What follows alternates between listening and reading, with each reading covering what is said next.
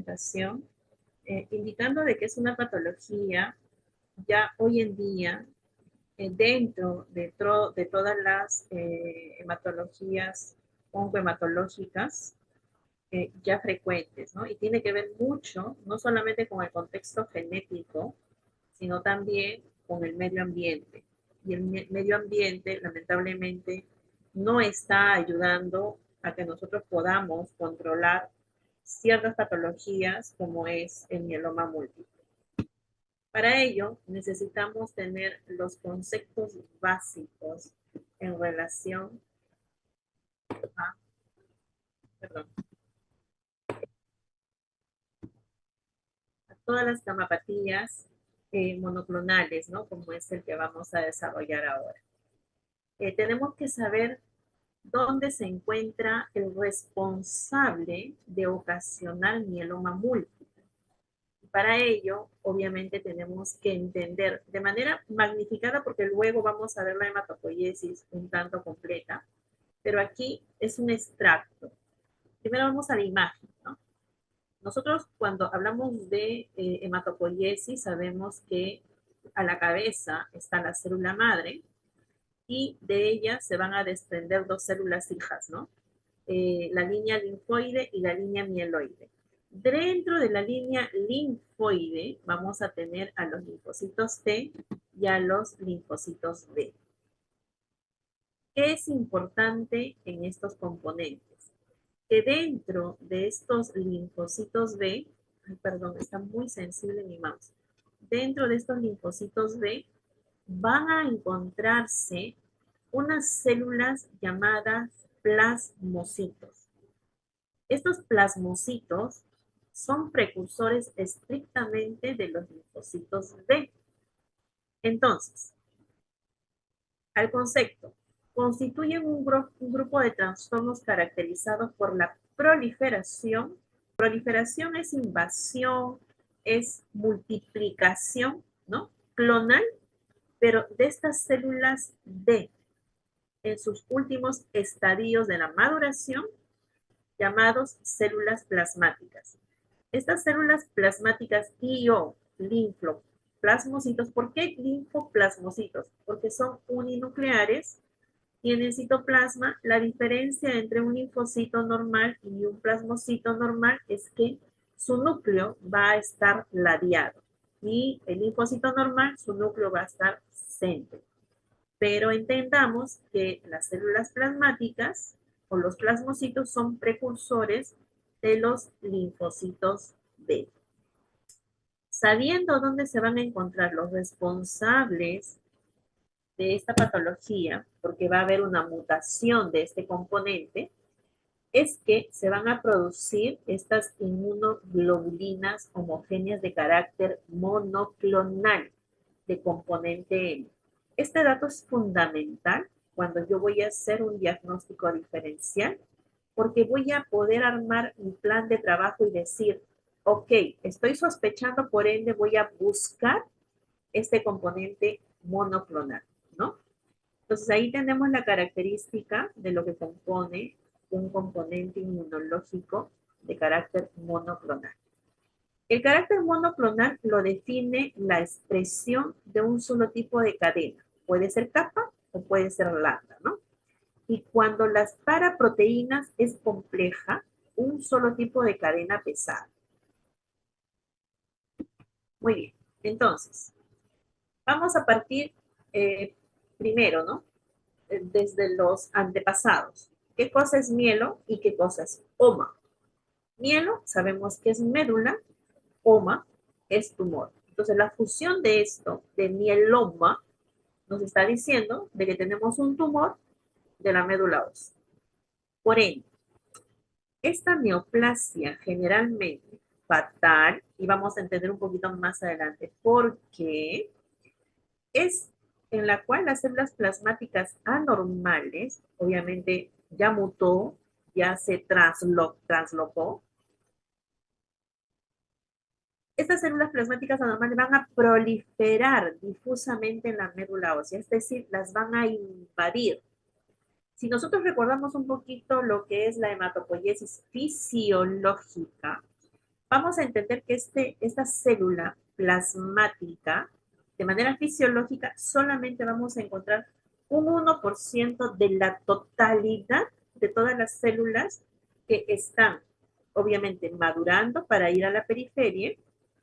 Y cuando hablamos de proliferación difusa, es porque toda la médula va a componer de estos plasmocitomas. Entonces, aquí vemos ya de manera preliminar cómo se ve un plasmocitoma, ¿no? Es uninuclear. Miren ahí su núcleo hacia dónde está, completamente ladeado hacia un extremo, con un citoplasma bastante amplio. El normal se ve igual, solo que es más chico, su coloración del citoplasma no es tan basófilo, no va a haber presencias de vacuolas ni de nucleolos, que es lo que va a pasar cuando está mute. Y recuerden que fisiológicamente solamente vamos a encontrar un 1%. Tanto así que cuando yo veo la lámina de un frotis de médula ósea normal, para encontrar ese plasmocito tengo que ver muchísimos campos. Sin embargo, cuando estamos frente a un mieloma múltiple, obviamente a la primera vamos a ver este tipo de imágenes que tenemos aquí, una invasión de estos plasmocitomas, y eso claramente nos estaría confirmando el diagnóstico. Por ende, ¿qué nos dice la OMS en relación al mieloma múltiple? Se define como una neoplasia, obviamente, de estas células plasmáticas multifocal, que afecta a la médula ósea y se asocia a la producción de ¿qué? Ya habíamos hablado, ¿no? Al inicio, proteína monoclonal, que cuando yo sospeche es lo primero que voy a pedir para ir confirmando el diagnóstico, aparte de hacer un mielograma. Entonces voy a encontrar esta proteína monoclonal no solamente en la sangre, en el suero, sino también en la orina. ¿Y de qué se caracteriza este mieloma múltiple? Obviamente, como hay una invasión en la médula ósea, va a destruir todas las demás células, tanto de la línea mieloide, parte de la línea linfoide, los eritroblastos, donde se desarrollan los hematíes o los glóbulos rojos, y el megacariocito, donde se desarrollan las plaquetas. A la cabeza, lo que vamos a tener en estos pacientes son anemias. Obviamente, esta patología tiene estadios, ¿no? Estadio 1, 2 y 3. Dependiendo en qué estadio llegue, la anemia será leve, o será moderada, o será severa. Pero la costumbre o nuestra cultura peruana hace que de nuestros pacientes no lleguen a un primer estadio. ¿Por qué? Porque no tenemos costumbre de hacernos un chequeo preventivo. Entonces, normalmente los pacientes suelen venir al hospital cuando su estado es crítico. Y normalmente esta patología la vamos a encontrar muy avanzada, por ende vamos a encontrarnos con una anemia severa. La hipercalcemia. Y esto tiene una razón de ser, ¿no? ¿Por qué el calcio que debería estar concentrado en los huesos se va a concentrar en la sangre, ¿no? Haciendo de que se dañe no solamente los riñones, sino que también exista una osteopenia o lo que nosotros llamamos osteoporosis. Esta hipercalcemia también, ¿no? De acuerdo en el estadio que llegue el paciente, vamos a tener grados de severidad. Lo que sí tengo que saber es cuánto es el calcio normal en sangre. Esta va de 8.5 a 10.5. Es decir, si estoy hablando de una hipercalcemia, voy a encontrar por encima de 10.5 el calcio en la sangre, lo cual no debería de ser, pero eso nos ayuda a fortalecer nuestro diagnóstico presuntivo. Teniendo esta hipercalcemia, esta carga proteica, no solamente en la sangre, sino también en la orina, obviamente lo que va a ocasionar con el riñón es una insuficiencia, ya que estas van a ser filtradas mediante la orina, dañando los túbulos renales y produciendo esta insuficiencia renal. También el grado de esta insuficiencia renal va a depender en qué estadio nos llegue el paciente. Por consecuencia, ¿no? Si el calcio se fue hacia la sangre y ya no llega hacia los huesos, teniendo en cuenta que toda neoplasia es de larga data, es decir, tiene una línea de tiempo bastante prolongado, silenciosamente va a ir produciendo estas lesiones óseas y para mieloma múltiple las lesiones óseas son absolutamente muy característicos, muy patognomónicos que no vamos a ver en ninguna otra patología. Tanto así que de primera instancia, si yo sospecho en mieloma múltiple una radiografía de cráneo o de algún hueso compacto, como el húmero, como el fémur, va a ayudar a seguir sumando datos para fortalecer mi diagnóstico de mieloma múltiple, porque lo que vamos a encontrar son unas lesiones osteolíticas redondas que solamente son características para mieloma múltiple, que se las voy a mostrar un poquito más adelante. Entonces, en conclusión, el concepto para mieloma múltiple son las gamapatías monoclonales, incluyen todas las patologías que originan a partir de qué habíamos dicho, ¿no? Los linfocitos B, porque estas son precursores de los linfocitos B, caracterizadas por la producción de moléculas o fragmentos de inmunoglobulinas idénticas entre sí, son clones. Por lo tanto, el mieloma múltiple pertenece a este grupo de enfermedades. Entonces, vemos aquí un plasmocitoma anómalo, ¿no? Habíamos dicho que en el citoplasma lo que van a aparecer son estas vacuolas y en el núcleo lo que va a aparecer son nucleolos y la producción invasiva de esta gamapatía monoclonal. Un poquito de historia, ¿no? Para entender cómo es que se llega a este diagnóstico. Vamos a citar a Otto Keller, que lo llama la enfermedad de Keller. Esta describe por primera vez por Samuel Solly en 1844 las lesiones óseas.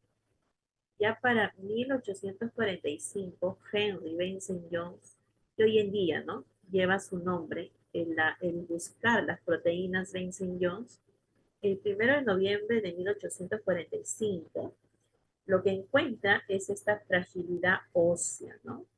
O le llaman los huesos mólites.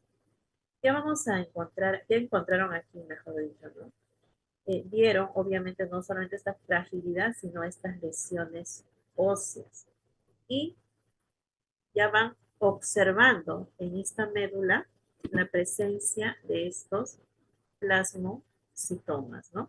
Vemos ahí en la imagen estos plasmocitomas con el núcleo ladeado con un citoplasma amplio.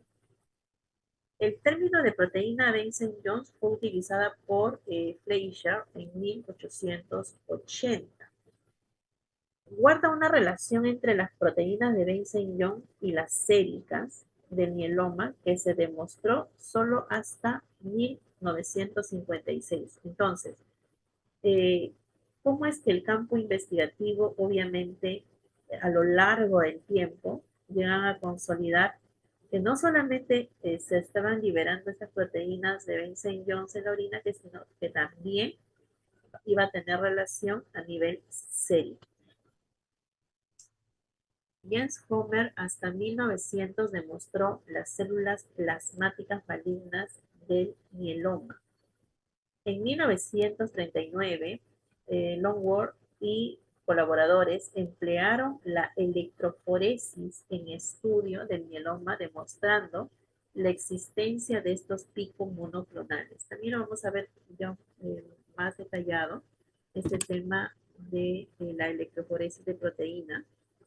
Y en 1962 Versagel y colaboradores informaron que el Metfalan podía inducir remisiones. Es uno de los medicamentos que inclusive en la actualidad es parte, ¿no?, del tratamiento. Ustedes tienen que saber que el mieloma múltiple no tiene tratamiento. Lo que hacen es una combinación de medicamentos para frenar la hiperproducción de estos plasmocitomas y de alguna manera mejorar la calidad de vida. Por eso al inicio, dentro de uno de los conceptos, se había visto de que es una patología fatal, ¿no? No tiene cura.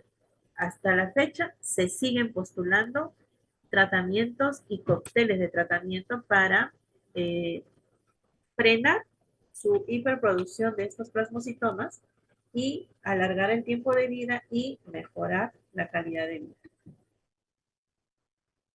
Entonces, a nivel epidemiológico, lo que tenemos que saber es, uno, este, va a presentar el 1% de todas las neoplasias, es decir, hematológicas y no, y el 10% de todas las neoplasias malignas hematológicas.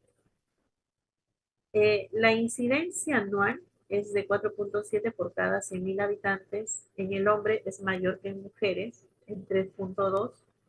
Entonces, y uno dirá, pero ¿por qué más en varones que en mujeres? Y tiene que ver mucho con la exposición. ¿Expuestos a qué, no? Entonces, por eso es más en varones, porque tiene que ver con una cuestión ocupacional y está ligado, según la literatura, para mayores de 65 años.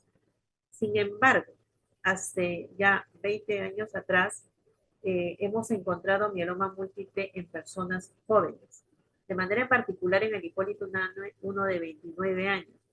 Y uno como médico dice, pero ¿por qué? Si la literatura, el respaldo fisiopatológico, la epidemiología, indica de que solamente es mayor de 65 años.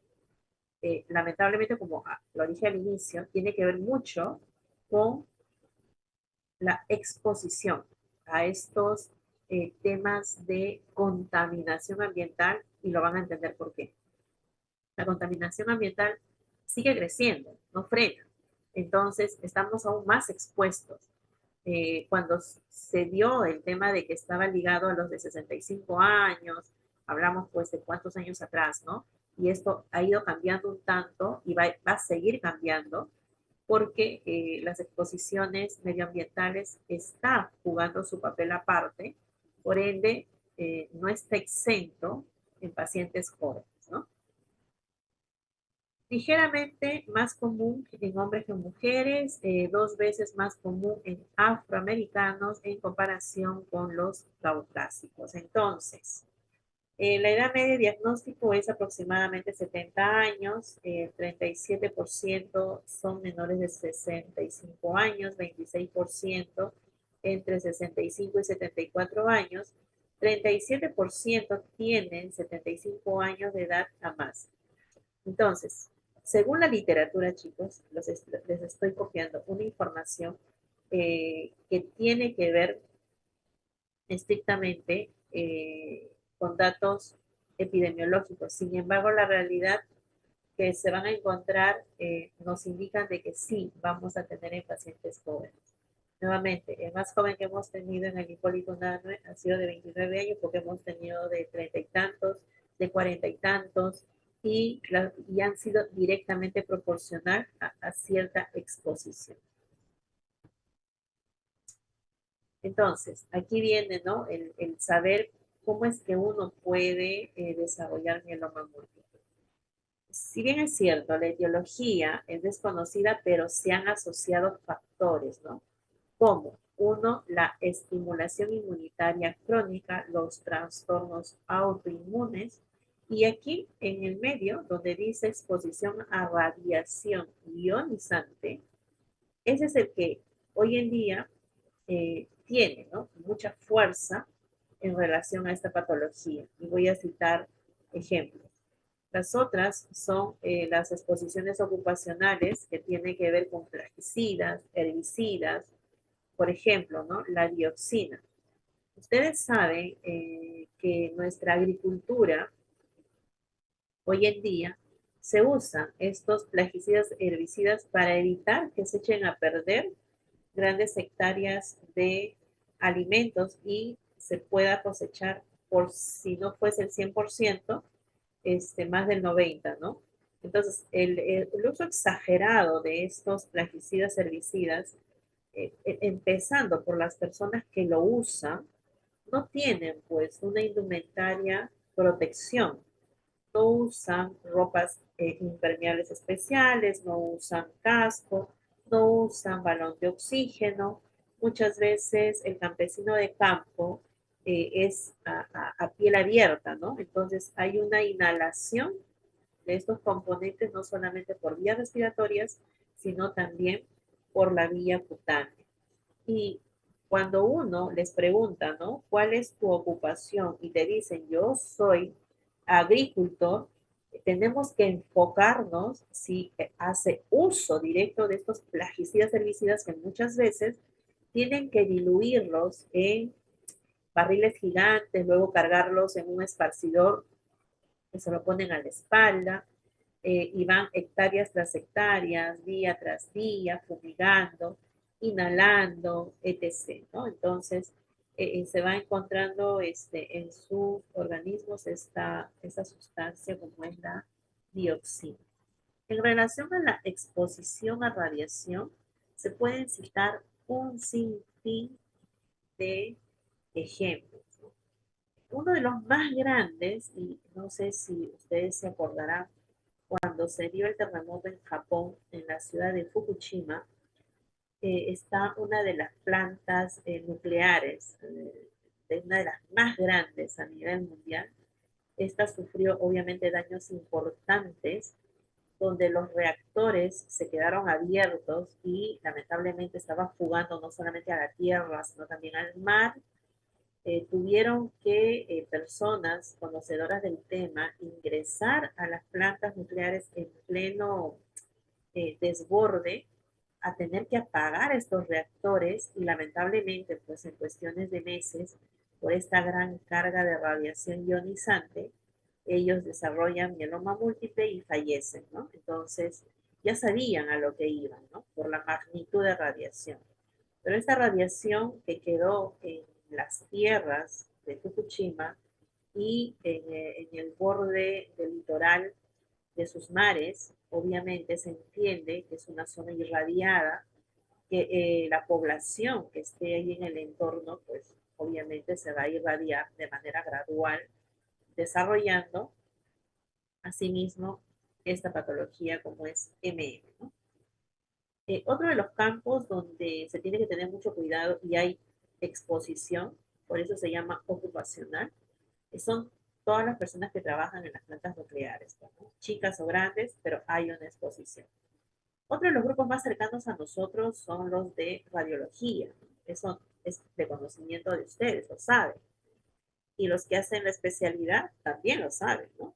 Cuán expuestos van a estar. Ellos portan un chip en sus mandibles, en la parte izquierda del bolsillo, donde se va cargando la magnitud de esta radiación. Ellos permanentemente se hacen un hemograma para ver que sus tres series, tanto los leucocitos como los hematíes y las plaquetas, no caigan, porque si empiezan a caer tienen que ser retirados, ¿no? Porque si continúan, obviamente, pues se entiende que se están irradiando y pueden desarrollar MM. En el Perú tenemos una única planta nuclear, está en el distrito de Naranjal, no es grande como en otros países, pero es una planta nuclear. Otro dentro de la carrera se llama medicina nuclear, que tiene que ver con radioimágenes. También lo que va a tener como exposición directa es obviamente esta radiación ionizante. Se trata de usar paredes de plomo, mandilones de plomo, pero igual chicos, siempre va a tener su granito de exposición a esta radiación ionizante, ¿no? Y por eso es que este grupo ocupacional médico, y no médico porque están los tecnólogos, tienen que periódicamente hacerse sus chequeos y asegurar que las 3 series no caigan, ¿no? Y otra de las magnitudes inmensas a nivel mundial, si bien es cierto, es no ionizante, tiene que ver con el tema de la telecomunicación, ¿no? Los teléfonos celulares, las antenas celulares, el Wi-Fi, etc, etc. Claro, ¿qué van a decir ellos, no? De que, pero señores, esto es una radiación no ionizante, ¿ok? Recibida la información, pero, hay un pero, la Universidad de Ingeniería dice, los ingenieros dicen que la suma de todos los electrodomésticos, llámese refrigeradora, cocina eléctrica, lavadora, plancha, televisor, equipo de sonido, computadora, todos los equipos electrodomésticos, la suma no excede los 30 decibeles.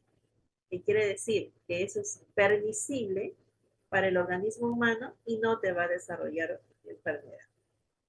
Pero las investigaciones dicen, ¿no? De que estas antenas celulares que están por doquier, en los parques, encima de los edificios, al frente de uno, eh, cuando hace la revisión de cuánto decibeles emanan, ¿no?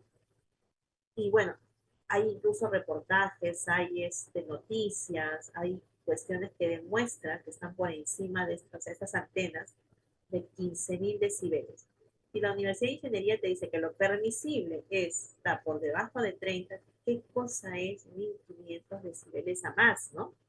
Hoy en día existen estas antenas celulares ya de tipo cilíndrico, que te agarran los 360 grados eh, de radiación no ionizante.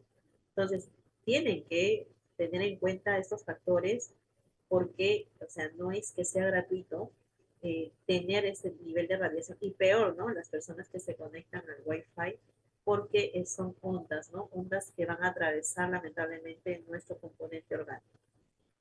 Esta parte de la exposición de radiación se puede citar un sinfín de ejemplos, pero les estoy comentando los más grandes, ¿ya? Y lo último, ¿no?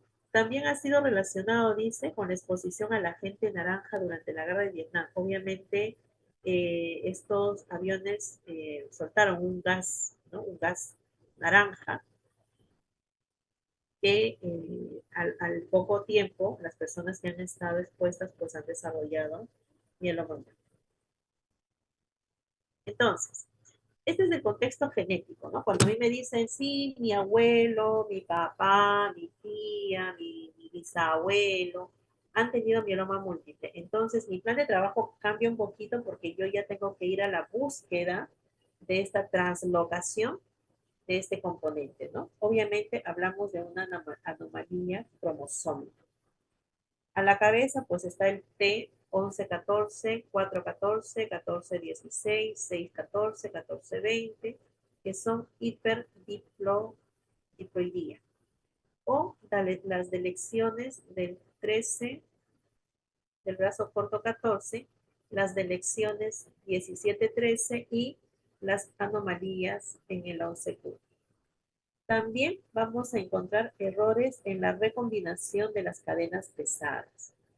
Estratificaciones de riesgo. Dice, en la progresión de la enfermedad caracterizada por una inestabilidad genética, se suman eventos como las mutaciones del RAS, la metilación del P16, las alteraciones del oncogen-MYC, las translocaciones secundarias, mutación del P2053 y las alteraciones del microambiente. Entonces, esto me va a permitir a mí, dentro del plan de trabajo, decir, necesito que genéticamente se hagan estos estudios. Claro, uno dice, ¿y dónde los encuentro?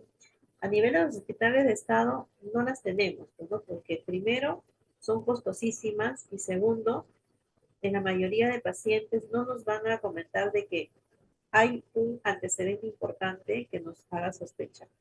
En su defecto, en el neoplásticas, que es el instituto, si es que lo derivamos, ahí le van a hacer los estudios completos y podrían tener una mejor luz en relación al diagnóstico. Como habíamos hablado, ¿no? Las relaciones con los factores ambientales. La exposición a la radiación ionizante es muy importante. Los pesticidas agrícolas o posibles petroquímicos también aumentan el riesgo. Ustedes deben haber escuchado, ¿no? En las Amazonías, cómo se desbordan componentes contaminantes. Por eso les digo, ¿no? En vez de que mejoremos, estamos empeorando y lamentablemente vamos a tener esta situación de que el medio ambiente nos va a terminar enfermando, directa o indirectamente. Hay una mayor incidencia de mieloma múltiple en personas con artritis reumatoide que tiene que ver con el contexto de factores autoinmunes o enfermedades autoinmunes o la obesidad.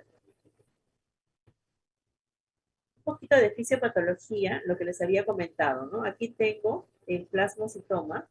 Dentro de este plasmocitoma están todos los componentes genéticos, que es lo que va a permitir, ¿no?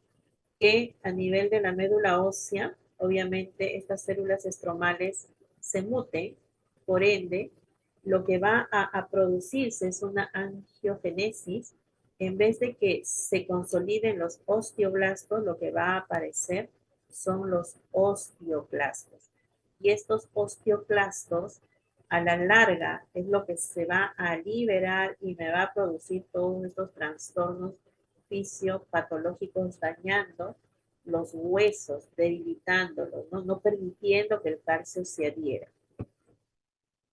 Entonces, lo que vamos a tener son dos situaciones. Se van a inhibir los osteoblastos, que son muy importantes para la consolidación de nuestros huesos, y lo que se va a activar son estos osteoclastos, que son malos para el organismo y que van a liberar estos componentes y no se van a absorber el calcio hacia los huesos, más bien estos osteoclastos empiezan a liberar estos componentes monoclonales en demasía.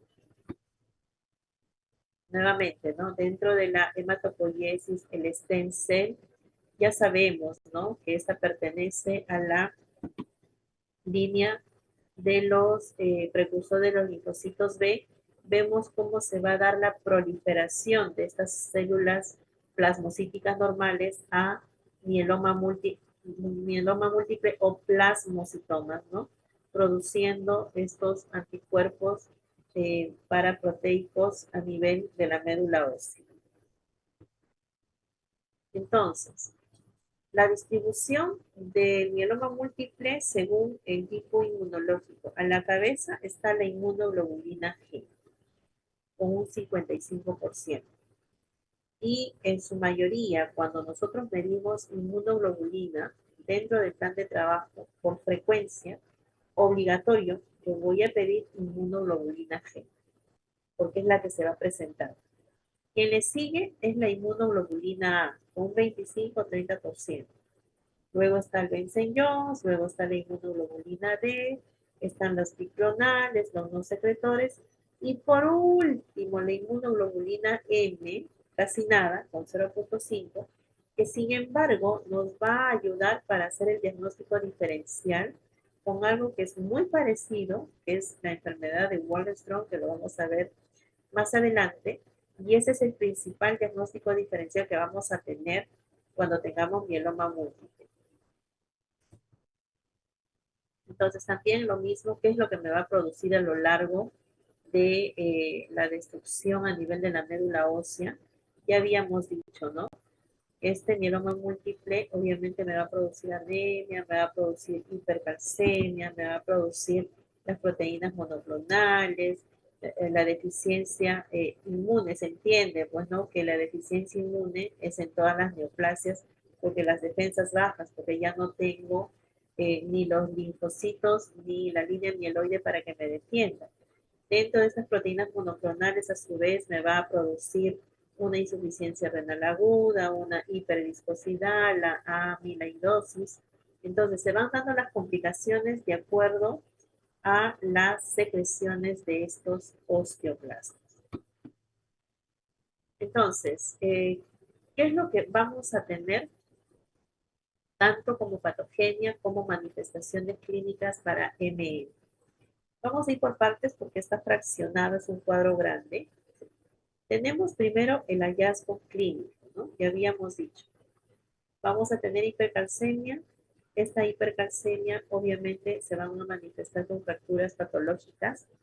Va a haber una compresión de la médula espinal, se van a empezar a aplastar unas tras otras. Vamos a poder visualizar las lesiones osteolíticas. Obviamente, esta se acompaña con una osteoporosis. Y todo esto en conjunto, lo que le va a producir al paciente, y esa es la razón por la cual nos va a buscar, son los dolores óseos. El paciente, obviamente, cuando llega al consultorio o por la emergencia, la manifestación repetitiva va a ser, doctor, me duelen los huesos. Y uno ve, dice 65 años, 70 años, debe ser una osteoporosis de la edad o una artritis de la edad, ¿no? Hay que tener cuidado con ello, chicos. Que no hay que ser tan ligeros, hay que entender que no solamente existe osteoporosis o artritis reumatoide en la tercera edad.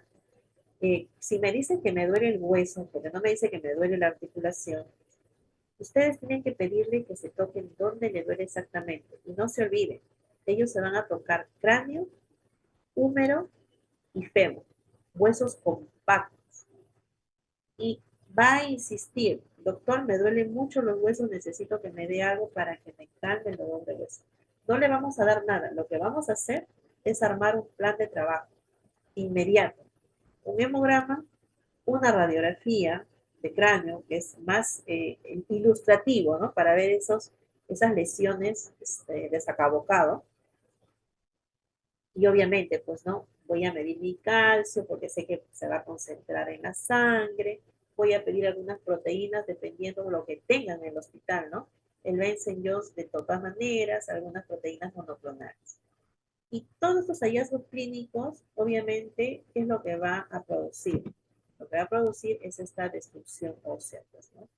Se, disculpa, no, se destrucción ósea. ¿Y cuál es el mecanismo patogéneo, no? Se entiende que hay una expansión tumoral de estos plasmocitomas. Se entiende que hay una producción de estos factores activadores de los osteoclastos que producen toda esta merma de patologías, no solamente a nivel de los huesos, sino que esta se va a traspolar con la hipercalcemia en la sangre y todo producido por estos plasmocitomas, ¿no? Lo otro que vamos a tener clínicamente es la insuficiencia renal, dependiendo del estadio que venga. El primer estadio es difícil de encontrarlo, pero en el segundo y tercero con toda claridad, ¿no? Y esta insuficiencia renal, ¿por quién está producido? Se entiende que hay una proteinuria de estas cadenas ligeras, y también habíamos dicho que por la hipercalcemia que se va a filtrar estos calcios, nos va a producir una nefropatía por depósitos de uratos, va a producir una glomerulopatía amiloidea, que es rara, y vamos a tener una pielonefritis, ¿no? La acción tóxica, obviamente, el mecanismo se da por la acción tóxica de los productos del tumor, que son productos de fragmentos de este ADN, y también la hipogamma globulinemia. Entonces, en vez de que estas proteínas estén concentradas en la sangre, se van a liberar hacia los riñones. ¿Bien?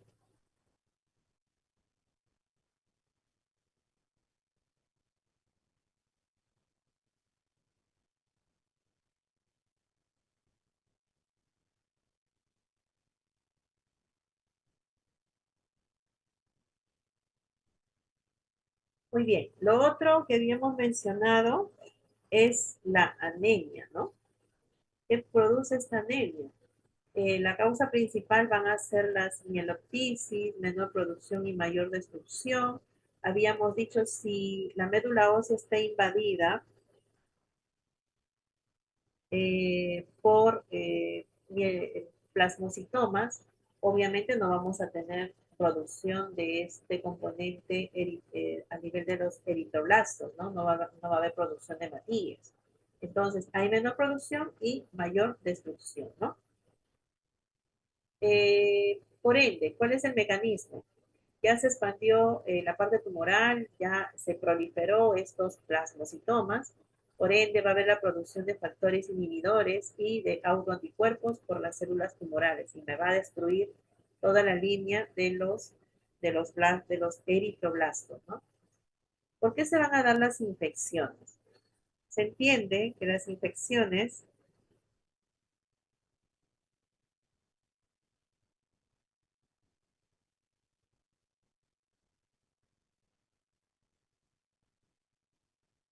Se entiende que las infecciones, como toda neoplasia, baja las defensas y estas van a estar causadas por esta hipogammaglobulinemia, menor emigración de los neutrófilos, no va a haber neutrófilos. ¿Por qué? Porque hay destrucción en la parte central de la línea mieloide, ¿no? Y sabemos que los neutrófilos son los de primera línea de defensa de nuestro organismo. Por ende, la patogenia se va a dar por una menor producción debido a la supresión inducida por el tumor. Hay un catabolismo exagerado de las inmunoglobulinas G, por ende, productor de este tumor. Los síntomas neurológicos se van a dar por esta hiperviscosidad, va a haber una crioglobulinas, un depósito de amiloides. También por la hipercalcemia voy a tener síntomas neurológicos. ¿Por qué? Porque se van a dar esta compresión de la médula espinal, se van a empezar a aplastar, ¿no? ¿Y cuál es el tema de la fisiopatología o la patogenia? Es por la producción del tumor, por estas propiedades del componente M de las cadenas ligeras. Hemorragias se entiende nuevamente, ¿no? Es por la interferencia con los factores de la coagulación. Hay una lesión amiloidea de los endotelios, una disfunción plaquetaria, porque también se va a ver afectado el megacariocito, ¿no? Se va a producir, va a haber caída de las plaquetas, por ende va a haber hemorragias. Y aquí tiene que ver nuevamente con la producción o productos del tumor de este plasmocitoma, los anticuerpos contra los factores de la coagulación, las cadenas ligeras, revestimiento de las plaquetas por anticuerpos, etc., etc., ¿no?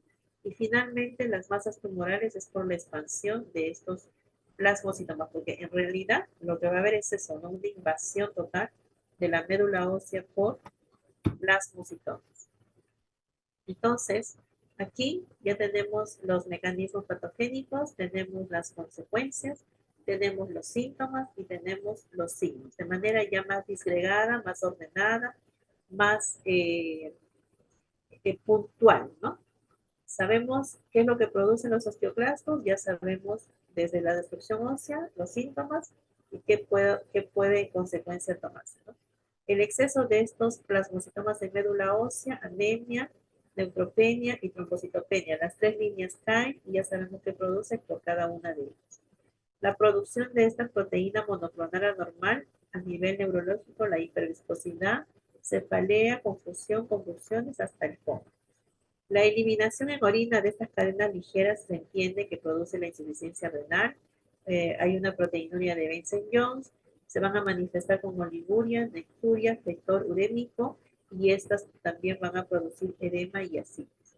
La infiltración por el mieloma, obviamente a nivel de la espina medular, va a haber esta comprensión radicular, va a producir parestesias, debilidad, por ende, rigidez y paraplegias. Entonces, esta es una forma ya resumida, ¿no? ¿Qué es lo que yo tengo que tomar en cuenta cuando esté frente a un paciente con mieloma múltiple? Un cuadro bien didáctico, lo necesario para entender por qué puedo sospechar el mieloma múltiple y por qué dentro de mi plan de trabajo voy a solicitar el estudio del aspirado de médula ósea y el estudio de mielograma.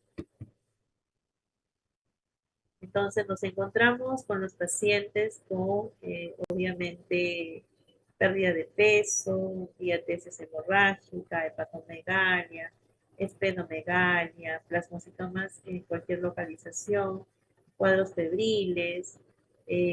Son manifestaciones clínicas avanzadas con la cual el paciente va a llegar a, a nosotros. Pero no olviden que lo principal ante cualquier situación, lo que va manifestándose es el dolor óseo. A nivel de laboratorio, ¿no? Y eso tiene que ver ya con el plan de trabajo. ¿Qué es lo que voy a pedir? ¿Qué es lo que espero encontrar en relación a si estoy sospechando o no en un mieloma múltiple. A nivel del hemograma, obviamente la caída de las tres líneas, ¿no? Anemia, neutropenia y trombocitopenia.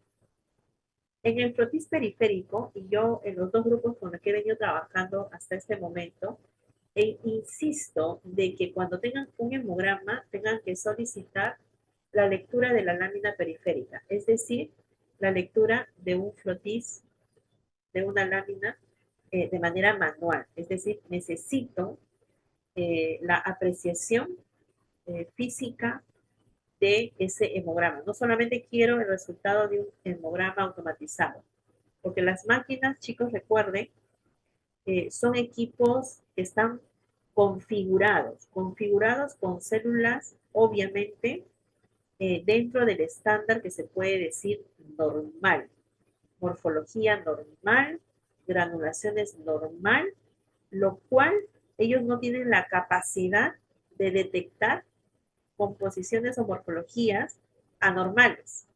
Por ende, se les va a pasar a las máquinas y yo no tengo un informe de frotis de lámina periférica, se van a pasar informaciones fundamentales que tienen que ver con todas las patologías, no solamente el mieloma múltiple.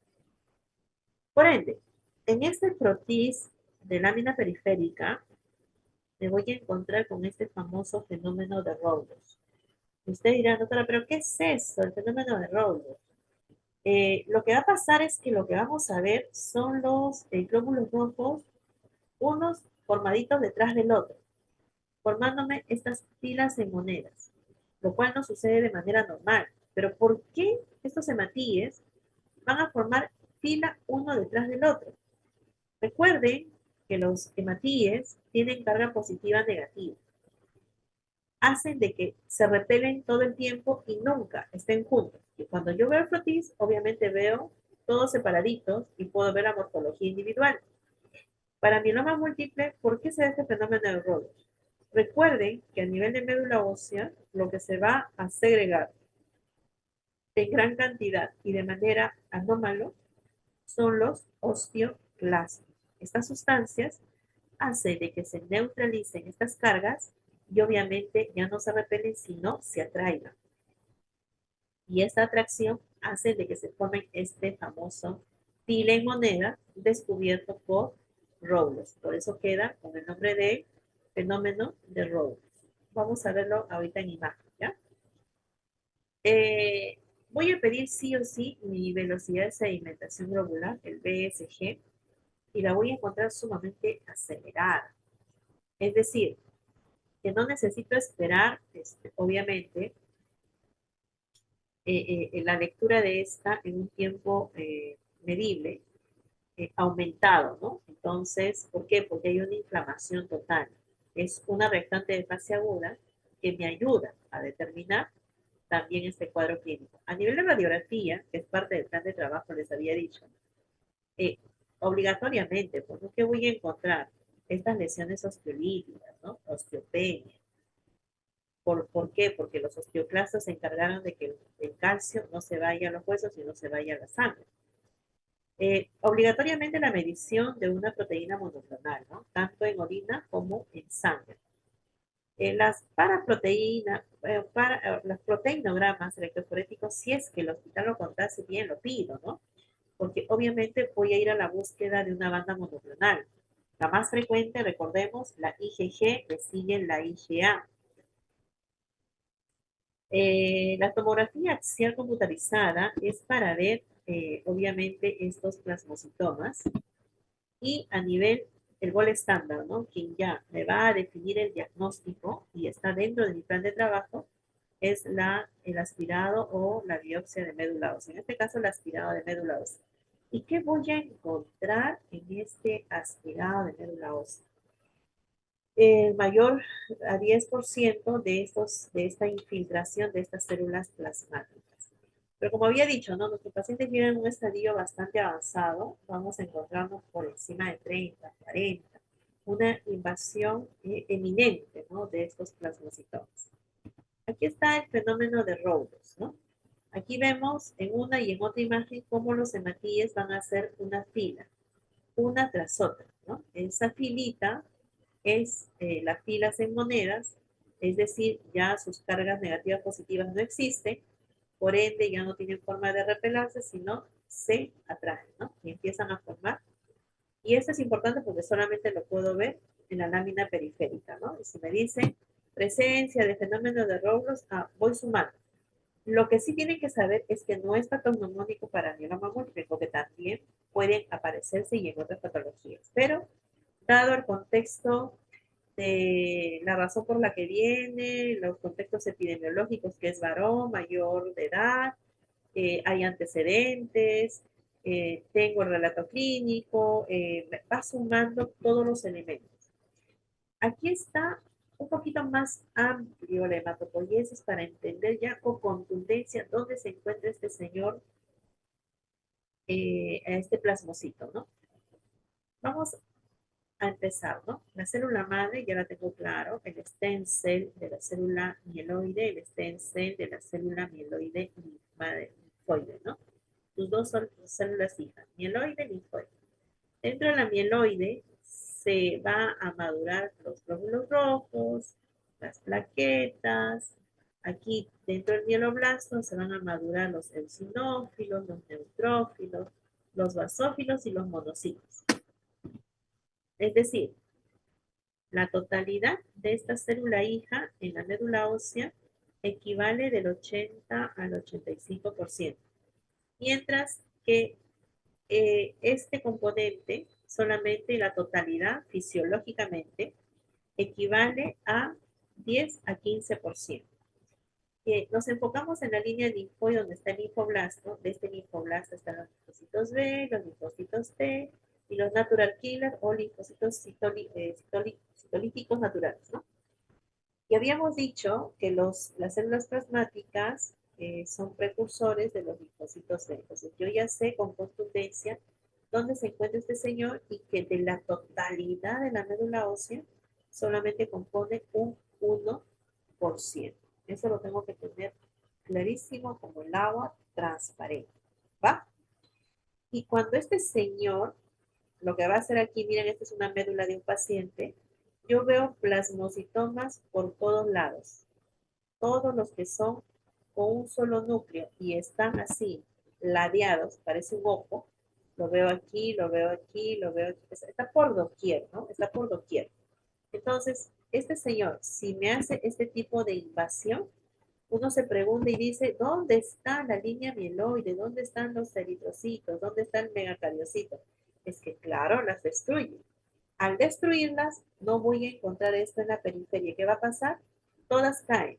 Por eso hay leucopenia, neutropenia, anemia, plaquetopenia. Todo cae porque está siendo invadido por estos plasmocitomas. Muy bien. Entonces aquí tengo ya el aspirado médula ósea. Aquí tengo esta célula mutada que es el plasmocitoma, el núcleo ladeado, pero adicionalmente lo que vamos a tener son estas vacuolas anormales, que es lo que va a ayudar a hacer la hiperproducción de estos componentes monoclonales, osteoclastos. Y cuando encontremos esta particularidad, no de un solo núcleo, como ven que todos tienen un solo núcleo, sino que puedo tener dos o puedo tener tres, llamamos bilobulación, trilobulación, esto es de mal pronóstico. Con ese paciente no hay nada que hacer, es solamente darle calidad de vida y más nada. ¿Por qué? Porque no hay nada que hacer, eso es de mal pronóstico. Eso es lo que me quiere decir la morfología de una o de otra. Este es otro caso de otro paciente donde todo está invadido, todos son plasmocitomas, pero aquí, ¿por qué les ponché este, no? Porque aquí vemos, aquí está marcado, ¿no? ¿Qué estoy viendo acá? Un plasmocitoma con ¿cuántos núcleos? Dos núcleos, dos núcleos. Entonces, ¿eso qué me indica? Mal pronóstico, mal pronóstico. Aquí estamos viendo con mucha contundencia otro paciente clarísimamente en el citoplasma, vacuolas, ¿no? En nuestro citoplasma. Vemos aquí está más clarito, citoplasma, vacuolas, vacuolas, vacuolas. Y aparte que su citoplasma es muy amplio, ¿no? Es menos basófilo, es disforme, pero ¿qué cosas sí conservan? El núcleo ladeado, el núcleo ladeado, el núcleo ladeado. Eso lo conserva, ¿no? Y aquí cómo se ve, ¿no? Los nucleolos dentro del núcleo. Esas cositas blanquitas son nucleolos, ¿no? Que tampoco no los tiene cuando son de manera normal. Y vemos la invasión total de estos plasmocitomas en la médula ósea. ¿Cuál 10%? ¿Cuál 20%? ¿No? Estamos hablando más del 30% y eso es el gol estándar, ¿no? Con ello decimos nosotros estamos frente a un M. Perfecto. Entonces, esto por ejemplo es un casito de un paciente, ojo, pestaña y ceja. Vemos que la paciente es femenina, es de 48 añitos, acá está, 48 añitos. ¿Qué me dice, no? Muestra de médula ósea con adecuada cantidad de espículas, es decir, la toma de muestra ha sido adecuada, pero ¿qué estamos encontrando? Estamos encontrando,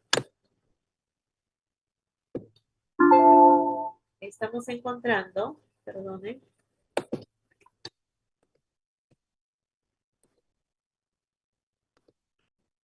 estamos encontrando un 90% de infiltración de células plasmáticas.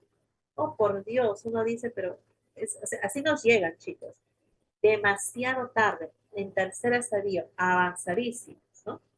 ¿Qué nos dice? Con marcados signos de qué?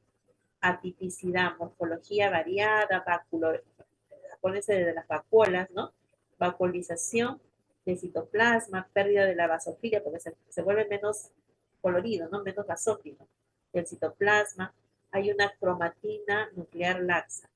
En conclusión, obviamente, pues no médula ósea infiltrada por mieloma múltiple, ¿no? ¿Y qué se pide?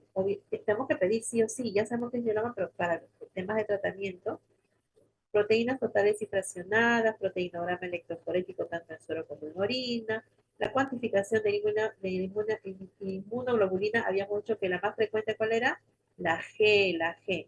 También existe la A para un tema de diagnóstico diferencial AM, la cuantificación de cadenas lirianas, tanto en suero en orina, la beta 2 microglobulina en suero, la prueba de función renal porque sabemos, ¿no? Que va a tener lesión renal, el calcio porque se piensa encontrar una hipercalcemia. Ese es un plan de trabajo, ¿no? Cuando ya tengo el diagnóstico definido. Y esto es lo que les había comentado en lo que pasa con la parte ósea, ¿no? Yo pido cráneo porque me permite ver estas lesiones osteolíticas. Estos colores oscuros redondos, esos vacíos, obviamente me dice que no hay parte ósea, ¿no? Entonces son huecos, huecos, huecos. Y lamentablemente el mieloma múltiple hace eso, ¿no? Que en vez de que calcio se vaya al hueso, se va a la sangre, produciéndome estas lesiones osteolíticas. Y como el hueso del cráneo es compacto, a mí me permite ver con mucha claridad, y esto es patognomónico solamente en mieloma. Esto es la electroforesis de proteína. De manera normal, obviamente la albúmina es la que se lleva el pico, ¿no? Porque es como corresponde, yo debo de tener gran cantidad de albúmina. Los demás, alfa 1 globulina, alfa 2 globulina, beta globulina, gamma globulina, son milésimas, ¿ah? 0.000, o sea, no llega ni a 1 con las justas por aquí y a 1. Es decir, sus curvas son chiquititas, y aquí lo vamos a ver. Esto es lo normal, ¿no? Vemos la albúmina que debe sí tener un pico inmenso, mientras que las demás no. Aquí ya se ve una gamapatía policlonal. Aquí lo que vemos es una gamapatía monoclonal. Vemos el pico gamma, ¿no? Esa es una monoclonal. Entonces, aquí vemos la proteína M para mieloma múltiple. Es un pico monoclonal. Aquí también lo vemos. Pico monoclonal. Y es así como nosotros también confirmamos la presencia de esta inmunoglobulina. Ahora, hay criterios mayores y hay criterios menores, ¿no? ¿Para qué? Para poder determinar los diagnósticos diferenciales. Los menores, obviamente, se entienden cuando son en la fase primaria, ¿no? Cuando está en un criterio inicial, en un criterio leve, ¿no? Los mayores suelen ser cuando pues ya está avanzada la enfermedad, ¿no? ¿Y qué se presenta? Para yo decir que estoy sospechando en MM, voy a encontrar plasmocitomas en biopsia tisular. Vamos a tener una celularidad plasmática en médula ósea superior a 30. El pico monoclonal sérico superior a 3.5 gramos de cilindro si es que es IgG, 2 si es que es IgA, o una proteinuria de cadena ligera superior a 1 gramo al día. En los criterios menores, puedo presentar celularidad plasmática en médula ósea entre 10 y 30%, un pico monoclonal inferior a la considerada por el criterio mayor, lesiones osteolíticas radiológicas y disminución de la inmunoglobulina normal. Dentro de todo esto, los diagnósticos diferenciales en la cabeza está la macroglobulinemia de Wallenstrom, que lo vamos a ver súper breve. Están las enfermedades de cadena pesada, está el tema de la amiloidosis, las osteoporosis de causa desconocidas, entre otros. Es lo mismo, ¿no? Los criterios mayores y los criterios menores. Cuando tengo para hacer diagnóstico, la clínica es lo importante, chicos. Por eso, hacer una historia clínica ordenada con todos los aspectos es fundamental, es obligatorio. En la evaluación física nos vamos a encontrar, pues, ni bien no tocamos los huesitos, les va a doler, ¿no?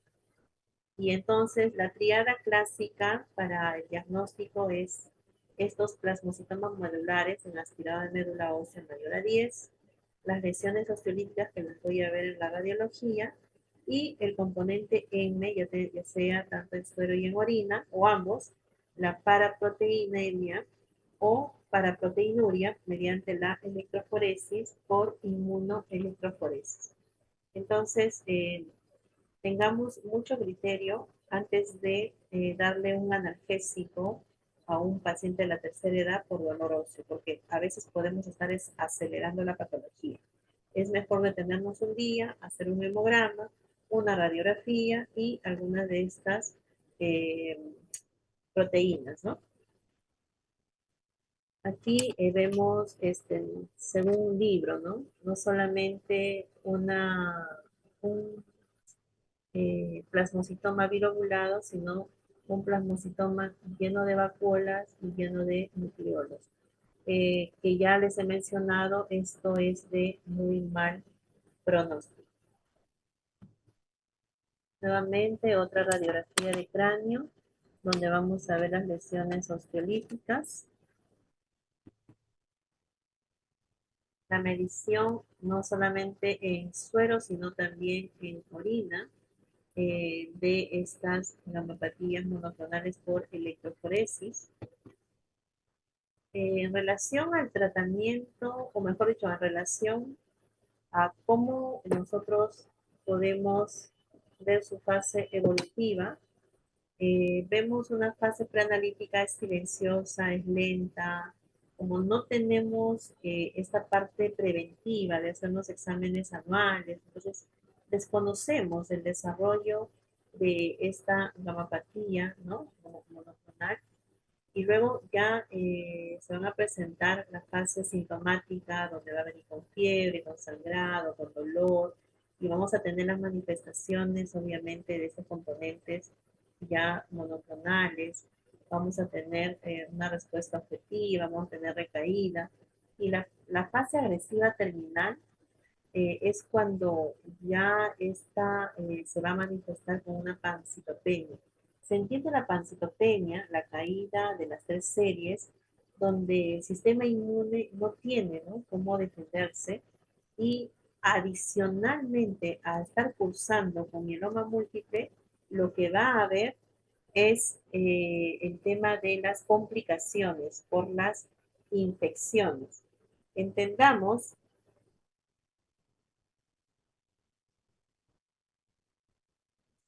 Entendamos de que todo paciente neoplásico, no solamente MM, eh, si es que no están en un instituto como es el Neoplásicas, donde tienen los espacios adecuados para este tipo de pacientes, y caen en un hospital como Hipólito Unanue, 2 de Mayo, Loaiza, donde muchas veces no tenemos esos ambientes tipo burbujas, ¿no? Para este tipo de pacientes donde no tengan que exponerse. El solo hecho de llegar a la emergencia, donde hay de todo, absolutamente, virus, bacteria, bacilo de Koch. Entonces, si no llegan protegidos, es lo que termina lamentablemente haciendo de que fallezcan, ¿no? Por complicaciones ante un sistema inmune muy deprimido. Por ende, en esta última fase, es lo normal que es donde nos van a llegar a nosotros, así pacientes muy avanzados, donde ya casi no tenemos opciones de manejo, es doblemente complicado porque, por ejemplo, en el puerto, así, tener espacios adecuados y específicos para ese tipo de pacientes, no. Lamentablemente, en las zonas de medicina 1, por ejemplo, las contaminaciones son altas, ¿no?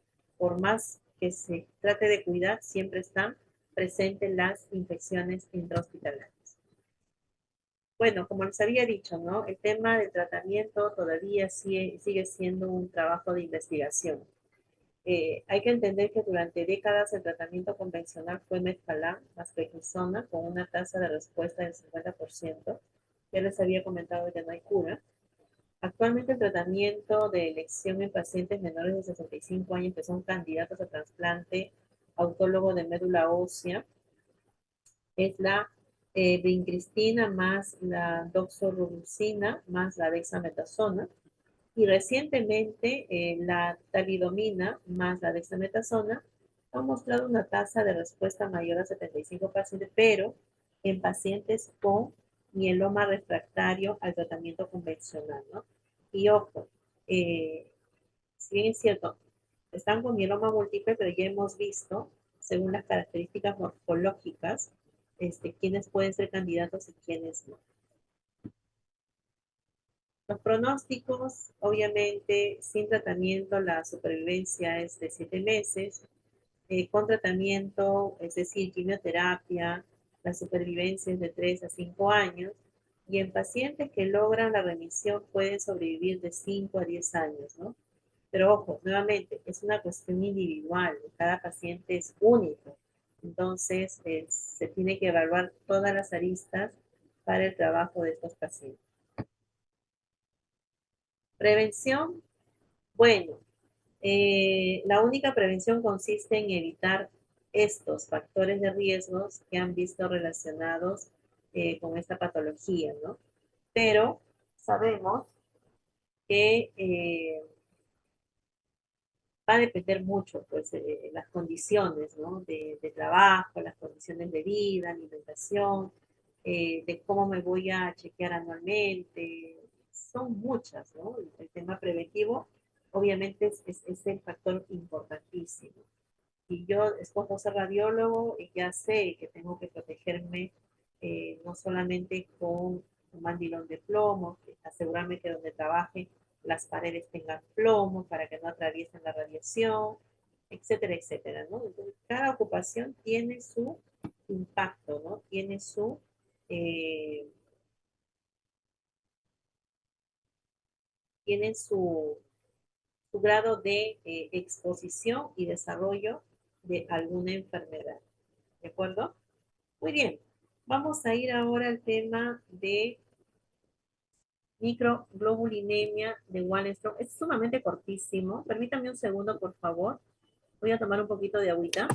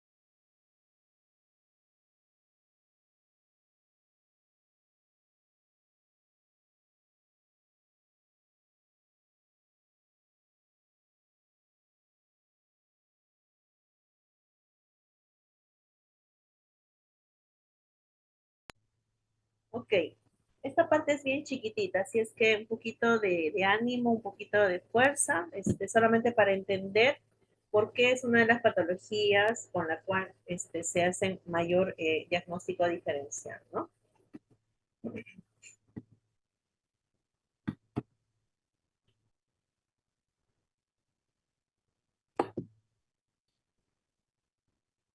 Él es el responsable, ¿no? Jan Wallenstrom. Fue el primero en identificar esta célula en 1944. Es un linfoma linfoplasmático. La diferencia aquí es que es un linfoma, pero recuerden que el otro también era un linfoplasmático. Es un cáncer en la sangre muy poco común y de bajo grado de malignidad, de progresión lenta.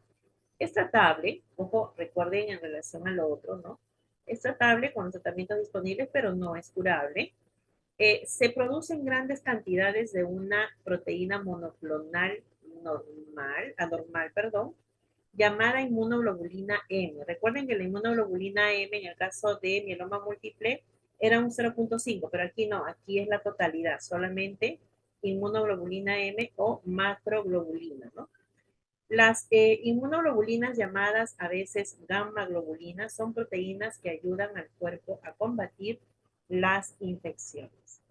Entonces aquí un poco de fisiopatología, de cómo se da no solamente en el sistema como un nudo linfático, sino también estas van a llevarse hacia el componente eh, de, del torrente sanguíneo. Entonces, el reordenamiento de estos genes de las inmunoglobulinas indican que las células clonogénicas de las enfermedades de Waldenström es un linfocito B, ¿no?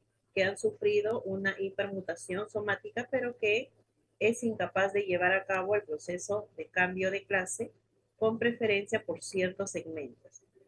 Entonces, el reordenamiento se va no solamente por un lado, sino las células de las macroglobulinemias de Waldenström acumulan mutaciones en numerosos genes y aquí vamos viendo los genes que los engloban, ¿no? Desde el TAP2, desde el CXR4, el RPB1, el MSLN, el ADIDIA, tenemos el ISP1H1E, el RAPGEF3 y destacando la mutación del L265P y el MIT88 que aparece en cerca del 90%. Eso es desde un contexto genético, ¿no? Ahora, los criterios puntuales. ¿Qué voy a buscar si yo sospecho en macroglobulinemia de Waldenström? Obviamente, la inmunoglobulina monoclonal sérico, la inmunoglobulina M, sin importar la concentración. Habíamos dicho que es un linfoma linfoplasmocitoide, sí. ¿Qué vamos a encontrar en la médula ósea? Infiltración, pero por linfoma linfoplasmocitoide. Tiene cierta particularidad y diferencia con los plasmocitomas del MM. De predominio intratrabecular.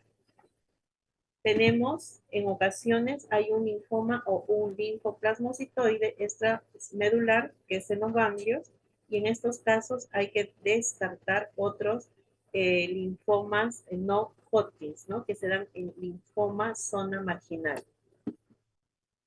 A nivel de inmunofenotipo de los linfomas linfoplasmocíticos, primero, que la inmunoglobulina va a ser positivo, vamos a tener antígenos B positivos, que es a nivel de citometría de flujo, CD19, CD20, CD22, CD79A. Y negativos a nivel de los CD5, CD10, CD23, CD103 y CD138. Un 5 a 20% de los casos de CD5 positivos hay que diferenciarlos con linfomas de Mann. ¿Por qué? Porque estas tienen dentro de sí al CD5 y la translocación 11-14. Y de leucemias linfáticas crónicas, porque también está el CD5 y el CD23 y el CD103. Esto es un poquito más avanzado en el contexto de citometría de flujo que nos permiten a nosotros diferenciar a la enfermedad de Waldenström. Ahora, ¿qué pruebas tengo que pedir obligatoriamente? también a estos pacientes. El hemograma de la cabeza, dentro de la bioquímica, el beta-2 microglobulinas, el perfil de coagulación, recuérdense el BCG, la biopsia de médula ósea, porque es donde voy a determinar la presencia de estas células, biopsia de ganglios, porque recuerden que tiene que ver con un linfoma, la inmunoelectroforesis, en este caso con inmunofijación de sangre y orina de 24 horas, la crioaglutinina y las crioglobulinas, HIV, hepatitis B, hepatitis C, para buscar el contexto etiológico más frecuente, siempre la tomografía, ¿no? Tóraco abdominal pélvico. Las series óseas hay que descartar lesiones osteolíticas para ir haciendo el diagnóstico diferencial para mieloma múltiple, que no pasa para las macroglobulinemias de Waldenström, y exámenes oftalmoscópicos porque también tiene que ver con las lesiones a nivel oftálmico. ¿Qué vamos a encontrar? ¿Qué signos y síntomas en estos casos? Obviamente vamos a tener a la cabeza, ¿no? Anemia, anorexia, astenia, pérdida de peso, como cualquier paciente neoplásico. Hepatomegalia y esplenomegalia es la característica, en todo caso, que va a diferenciar de MM. La gingivomorragia, epístasis, síndromes purpúricos, paralelo a los dos. Síntomas derivados de la hipercoagulabilidad, obviamente ambliopatía y cambios retinarios, y por ello el estudio oftalmológico, mareos, parestesia en las extremidades y caras, insuficiencia cardíaca, diatesis hemorrágica. Síntomas derivados de la crioglobulinemia son las púrpuras vasculares y las necrosis agra. Aquí vamos a tener cómo se ven estas linfoadenopatías, las cuales no se van a manifestar en un MM, las esplenomegalias que no se van a manifestar en un MM, y aquí está, ¿no? Lo que se ve en realidad en la médula ósea, ¿no? Estos linfoplasmocitomas linfoides. Entonces vemos que son unicelulares, vemos que no son ladeados, son céntricos, su citoplasma no es basófilo, también puede encontrar bilobulidad, pero no hay vacuolas y tampoco hay eh, nucleolos. Entonces aquí vemos la macroglobulinemia de Waldenström.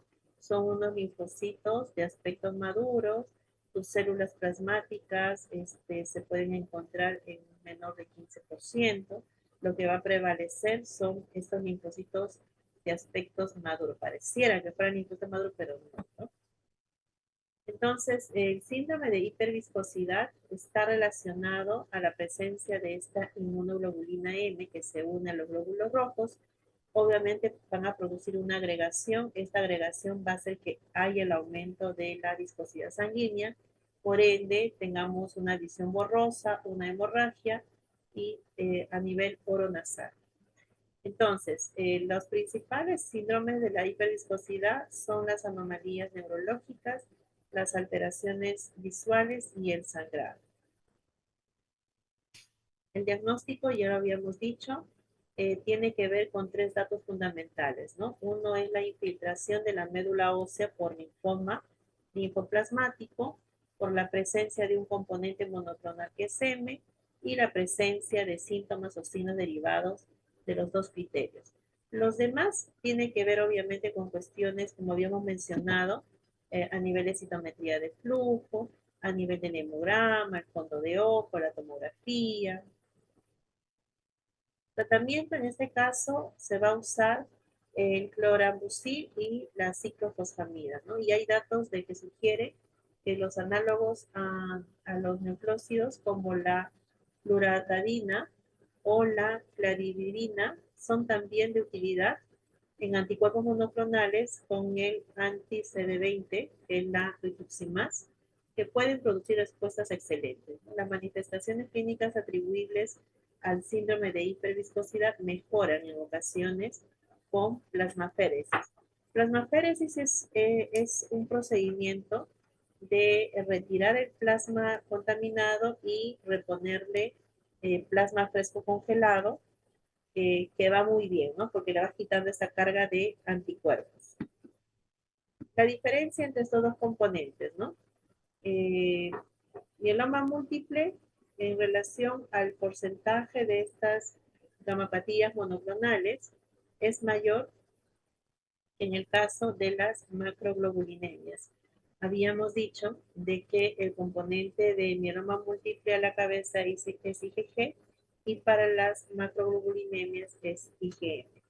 Y la presencia obviamente mayoritaria es para mieloma múltiple y menos frecuente para la macroglobulinemia de Wallenstein. Otra de las situaciones que van a ser diferentes, obviamente, tiene que ver con la presencia de la inmunoglobulina M para Wallenstrom y la inmunoglobulina G para mieloma múltiple, ¿no? Tenemos el cuadro de anemia, en este caso, eh, sí va a haber para MM obligatorio aquí en el 50% de los casos.